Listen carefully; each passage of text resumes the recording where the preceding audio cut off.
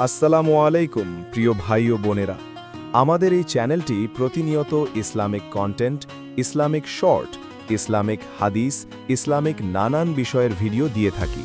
যাদের এই ধরনের ভিডিও ভালো লাগে আমাদের চ্যানেলটিকে সাবস্ক্রাইব করে রাখবেন এবং ভিডিওতে লাইক, কমেন্ট, শেয়ার করবেন। আমাদেরকে সাপোর্ট করবেন, আরও সুন্দর সুন্দর ভিডিও উপহার দেওয়ার জন্য আমাদের উৎসাহিত করবেন। হজরত আবদুল্লাহ ইবনে উমর রাজিয়াল্লাহু তাআলা আনহু বর্ণনা করেন, রাসূলুল্লাহ সাল্লাল্লাহু আলাইহি ওয়াসাল্লাম ইরশাদ করিয়াছেন, ইসলামের এমারত 5 জিনিসের ওপর কায়েম করা হয়েছে। 1. লা ইলাহা ইল্লাল্লাহু মুহাম্মাদুর রাসূলুল্লাহ সাল্লাল্লাহু আলাইহি ওয়াসাল্লাম এর সাক্ষ্য প্রদান, অর্থাৎ এই সত্য কথার সাক্ষ্য প্রদান করা যে আল্লাহ ব্যতীত আর কেহ এবাদতের উপযুক্ত নাই এবং হজরত মুহাম্মদ সাল্লাল্লাহু আলাইহি ওয়াসাল্লাম আল্লাহ তাআলার বান্দা ও রাসূল। 2. নামাজ কায়েম করা। 3. যাকাত আদায় করা। 4. হজ করা। 5.